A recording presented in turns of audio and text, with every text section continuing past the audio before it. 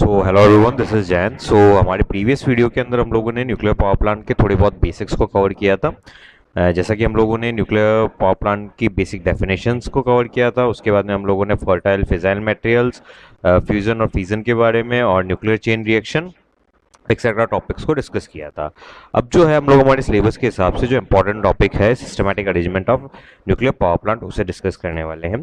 देखिए, किसी भी न्यूक्लियर पावर प्लांट के अंदर चार उसके मेन इक्विपमेंट्स होते हैं। First is nuclear reactor, another one is heat exchanger, third is steam turbine and fourth one is alternator. देखिए, केवल और केवल सिस्टमैटिक अरेंजमेंट के अंदर एज एन इलेक्ट्रिकल इंजीनियर होने के नाते हमें इन चार इक्विपमेंट्स के बारे में ही पता होना जरूरी है। बाकी अगर न्यूक्लियर पावर प्लांट को अगर आप लोग देखेंगे समझेंगे तो कई सारे इक्विपमेंट्स होंगे, बट एज एन बेसिक्स पढ़ने के लिए जितना हमारे सिलेबस के अंदर, उसके लिए हमारे पास में ये चार ही इंपॉर्टेंट इक्विपमेंट्स होते हैं, जिसके अंदर मैंने आपको स्टीम टरबाइन और ऑल्टरनेटर अच्छे से पढ़ा दिया है पहले ही। जो आपका थर्मल पावर प्लांट था उसके अंदर अभी जो हम लोग डिस्कस करने वाले हैं वो है न्यूक्लियर रिएक्टर और हीट एक्सचेंजर। तो वर्ड टू वर्ड को हम लोग डिस्कस करने से पहले एक बार इसके सिस्टमैटिक डायग्राम से समझने की कोशिश करते हैं। देखिए, ये एक न्यूक्लियर रिएक्टर है, ठीक है। जो न्यूक्लियर रिएक्टर है उसको हम लोग अब थोड़ा सा अंदर जाके पहले देखते हैं। देखिए, ये आपके पास के अंदर एक न्यूक्लियर रिएक्टर है। आपका ये जो न्यूक्लियर रिएक्टर है इसके अंदर क्या हो रहा है, आपके पास में यहाँ पे आपने जो आपका यूरेनियम है, जो कि आपका फ्यूल है, उसे यहाँ पे रखा है। यूरेनियम जो होता है आप लोग जानते हैं कि हम लोग उसे एनरिच्ड करते हैं, मतलब कि अलग अलग रिएक्टर्स के हिसाब से अलग अलग उसके अंदर परसेंटेज ऑफ यूरेनियम 235 का कॉन्सेंट्रेशन किया जाता है। जो यूरेनियम नेचुरली अवेलेबल होता है उसके अंदर क्या होता है, आपके पास के अंदर 99.7% जो होता है वो यूरेनियम का आइसोटोप होता है। कौन सा वाला? यूरेनियम 238 वाला। बट ये जो होता है ये चेन रिएक्शन को सस्टेन नहीं कर सकता है। केवल और केवल चेन रिएक्शन को जो सस्टेन कर सकता है वो यूरेनियम 235 सस्टेन कर सकता है। तो हम लोग क्या करते हैं, यूरेनियम 235 जो होता है उसको एनरिच्ड करते हैं 2 to 3% या फिर 5 to 10%, depending upon the type of reactor. कि रिएक्टर का टाइप कौन सा, उस हिसाब से यूरेनियम का जो होता है वो एनरिचमेंट किया जाता है बाईपास में फ्यूल के अंदर, ठीक है। देखिए, एक चीज मैं आपको बता दूं कि जो यूरेनियम का एनरिचमेंट होता है वो सेंट्रीफ्यूगल प्रोसेसेस के थ्रू किया जाता है। और ये जो प्रोसेसेस होता है, जैसे कि फॉर एग्जांपल अगर आप लोगों को न्यूक्लियर बॉम्ब बनाना है तो इसका एनरिचमेंट जो होता है वो 90% तक कर दिया जाता है। तो उसके बाद में क्या होता है कि वो फ्यूल जो होता है वो एक, आप ये कह सकते हैं कि न्यूक्लियर बॉम्ब का फ्यूल हो जाता है।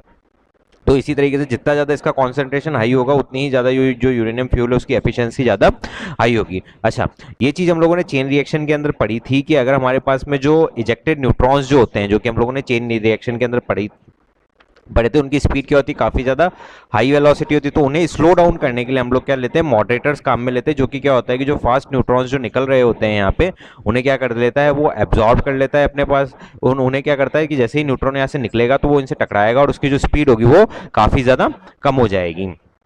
अच्छा, अब जैसे ही आपके पास में यहाँ पे चेन रिएक्शन अकर हो रही है तो आपके साथ में रेडिएशंस पे निकल रहे हैं, तो मतलब कि हीट एनर्जी भी आपके पास में यहाँ पे निकल रही है। ये हो गई आप लोगों के पास में आपकी वेसल की, ठीक है।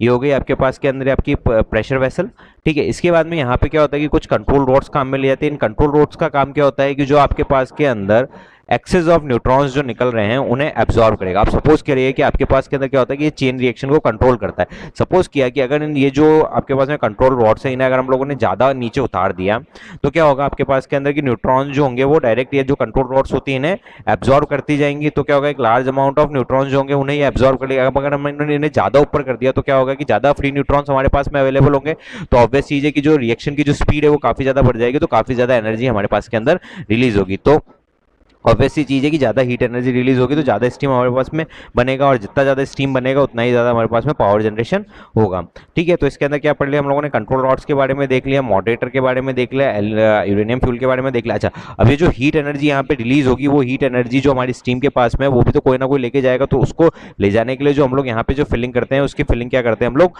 कूलेंट को फिल करते हैं। तो ये जो कूलेंट होता है ये यहाँ से आता है और फिर ये यहाँ से जो इस वाटर भरा हुआ होता है इस वाटर के अंदर जाता है और अपनी जो हीट एनर्जी होती है वो इस पानी को दे देता है। और यहाँ पे वाटर का इनलेट आता है, यहाँ पे वाटर का, और यहाँ पे जो स्टीम होती है वो निकलती है और जो स्टीम होती है वो आप लोगों के पास के अंदर आगे जाती है। देखिए, तो ये जो चीज़ है, ये हीट एक्सचेंजर, ये हम लोगों ने देख लिया अभी, जहाँ पे हमारे पास के अंदर हमारा जो कूलेंट है वो अपनी हीट दे रहा है किसको, वाटर को, और वाटर जो है स्टीम के अंदर जा रही है। ये आगे सेम टू सेम आपके पास के अंदर आ गया थर्मल पावर प्लांट का प्रोसेस, जो कि हम लोग पहले ही डिस्कस कर सके। उसके बाद के अंदर कोल्ड मेटल, कोल्ड मेटल का मतलब यहाँ पे जो कूलेंट काम में लिया जा रहा है वो क्या हो रहा है, सोडियम मेटल काम में लिया जा रहा है। तो यहाँ पे कोल्ड मेटल, अब कूलेंट भी काफी तरीके के होते हैं, ये भी हम लोग थोड़ा सा लास्ट के अंदर डिस्कस करेंगे कि कूलेंट कितने तरीके के होते हैं, ठीक है। उसके बाद के अंदर ये पंप आ गई, nuclear reactor. Nuclear reactor depending upon the requirement और depending upon the designing engineer, nuclear reactors आप लोगों के पास के अंदर काफी सारे तरीके के होते हैं। जो हमारे सिलेबस के अंदर है उसके अंदर हमारे पास में फास्ट ब्रिगेडियर रिएक्टर और एक और है हमारे पास में बॉइल्ड वाटर रिएक्टर, ठीक है। तो ये दो तरीके के न्यूक्लियर रिएक्टर्स है हमारे पास के अंदर, तो उन्हें हम लोग अभी थोड़ा सा डिस्कस कर लेते हैं। तो सबसे पहले हम लोग वर्ड्स के ऊपर आ जाते हैं। अच्छा, ये जो इमेज है ये है आपके पास के अंदर न्यूक्लियर फ्यूल। इतना छोटा सा जो ये न्यूक्लियर फ्यूल होता है ना, ये इतना छोटा सा न्यूक्लियर फ्यूल आपके पास के अंदर मोर देन सफिशिएंट है। कितना सफिशिएंट है आपके पास के अंदर, ये मोर देन सफिशिएंट है आपके पास के अंदर। So 1 uranium fuel pellet is equals to 7,000 cubic feet of natural gas, 149 gallons of oil and 1 ton of gold। एक ये जो छोटा सा जो है पैलेट है ना ये आपके पास के अंदर, तो आप लोग सोच लीजिए कितना कम fuel use, nuclear fuel use करके आप कितनी लार्ज अमाउंट ऑफ एनर्जी जो है उसे जनरेट कर सकते हैं। तो चलिए न्यूक्लियर रिएक्टर के बारे में पढ़ लेते हैं हम लोग कि यार nuclear reactor is a cylindrical pressure vessel in which fuel rods of uranium, moderator and control rods are kept. The fuel rods consist of the fission materials and release huge amount of energy when bombarded within a slow moving neutron। slow moving neutron भी हो सकता है depending upon the type of the reactor। The moderator consists of a graphite rods which enclose the fuel rods. The moderator slow downs the neutrons before they bombarded to the fuel rods. The control rods are used of cadmium and are inserted into the reactor. The main purpose of control rod is to control the amount of neutrons in the reactor. The control rods absorbs the neutrons and controls the chain reaction. The heat produced in a reactor is removed by the coolant. The coolant carries the heat to the heat exchanger. देखिए वही चीज है जो मैंने आप लोगों को यहाँ पे समझाई, क्या है कि न्यूक्लियर रिएक्टर एक सिलेंड्रिकल प्रेशर वेसल होती है जिसके अंदर आपके पास के अंदर जो फ्यूल रॉड्स होती है जो कि यूरेनियम की बनी हुई होती है उन्हें रखा जाता है। मॉडरेटर होता है और कंट्रोल रॉड्स होती है। जो मॉडरेटर का काम होता है उसका मतलब क्या होता है कि जो न्यूट्रॉन जो निकल रहा है उसे स्लो डाउन करना। उसके बाद के अंदर आपके पास के अंदर जो आपका कंट्रोल रॉड्स होती है उनका काम क्या होता है कि जो आपके पास के अंदर की मतलब कि जैसे कि amount of neutrons, pressure vessel के अंदर अमाउंट ऑफ न्यूट्रॉन्स को कंट्रोल करना। अगर आप जो कंट्रोल रॉड्स है उनको अगर ज़्यादा डीप डाल देंगे तो एक लार्ज अमाउंट ऑफ न्यूट्रॉन्स को वो एब्जॉर्ब कर लेंगे, तो ऑब्वियस चीज़ आपकी चेन रिएक्शन जो है वो स्लो हो जाएगी। और अगर आपके पास के अंदर उन्हें थोड़ा सा ऊपर कर देंगे तो चेन रिएक्शन जो होगी वो फास्ट हो जाएगी। तो इसी तरीके से का काम होता है आपके पास के अंदर, ये कंट्रोल रॉड्स का काम होता है। उसके बाद में क्या होता है कि कूलेंट काम में लिया जाता है। कूलेंट का काम क्या होता है कि जो आपके पास के अंदर हीट एनर्जी, रेडिएशंस के द्वारा जो हीट एनर्जी जनरेट हो रही है उसे कहाँ तक पहुंचाना, उसे हीट एक्सचेंजर में पहुंचाना। और हीट एक्सचेंजर के अंदर क्या होता है कि स्टीम का जनरेशन होता है। The coolant gives up the heat to the heat exchanger which utilised in rising the steam. After giving up the steam the coolant is faded again to the reactor. ठीक है, ये हो गया आप लोगों के पास के अंदर हीट एक्सचेंजर का काम। अब इसके बाद के अंदर आपके पास में आता है बॉइलिंग वाटर रिएक्टर। ठीक है, ये होता है बॉइलिंग वाटर रिएक्टर।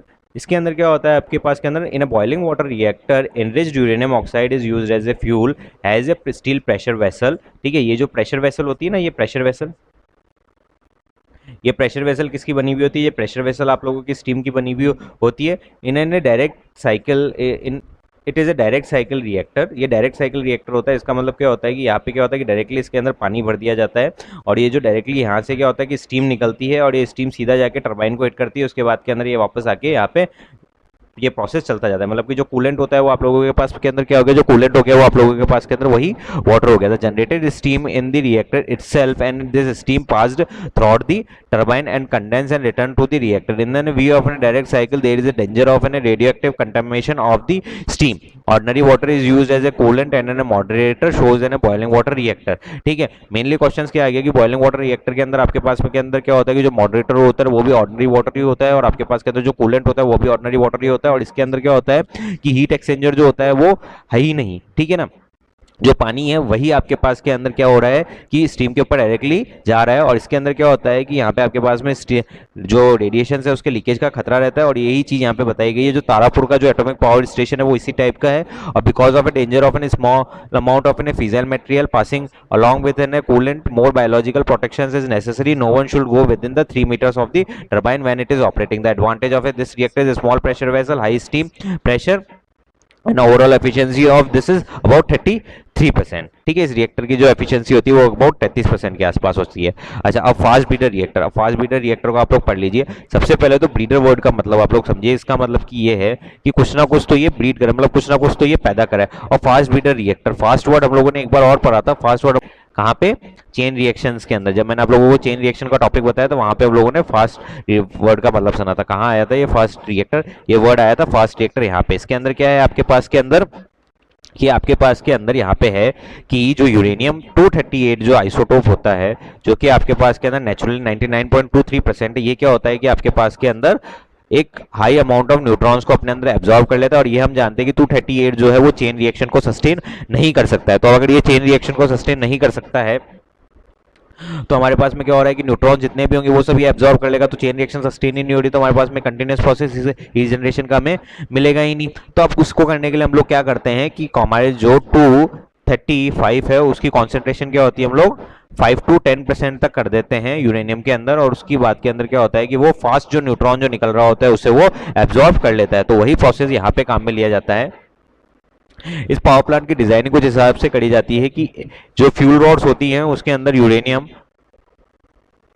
235 भी होता है, और एक कोर बना दी जाती है जिसके अंदर यूरेनियम 238 भी उस कोड के से जो होता है उसको 238, मतलब कि इसकी जो कॉन्सेंट्रेशन होती है वो यूरेनियम के अंदर 5 से 10% तक कर दी जाती है। और यहाँ पे जो होता है यूरेनियम, जो नेचुरल जो यूरेनियम होता है 235 238, उसकी एक कोर बना दी जाती है। उससे क्या होता है कि हमारे पास के अंदर ये जो होता है ये यूरेनियम 238 क्या होता है, यूरेनियम 238 एक फर्टाइल मटेरियल होता है, बट जैसे ही ये आपके पास के अंदर न्यूट्रॉन एब्जॉर्ब करेगा तो ये क्या होगा, आपको एक फिजाइल मटेरियल दे देगा।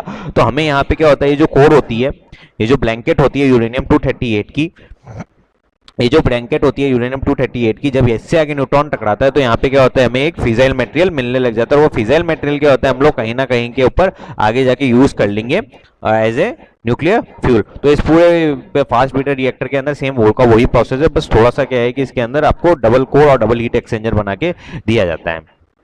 ठीक है, इसके बाद के अंदर ये कुछ इंपॉर्टेंट है रिएक्टर्स के बारे में, इन्हें आप लोग एक बार के लिए देख लीजिएगा इस टेबल को। वैसे हमारे पास के अंदर ये और ये दोनों ही इंपॉर्टेंट है, उसके अलावा और कोई इंपॉर्टेंट नहीं है। अच्छा, फ्यूल मटेरियल हो गया, कैनिंग मटेरियल। देखिए कैनिंग मटेरियल क्या होता है कि जो आपके पास में आपको ब्लैक ब्लैक कलर की जो मैंने पैलेट्स दिखाई थी ना, पैलेट्स को क्या होता है कि एक स्टेनलेस स्टील, एल्यूमिनियम या फिर ऐसी किसी रॉड के अंदर ना एक के बाद एक करके रखा जाता है। इससे क्या होता है कि आपके पास के अंदर जो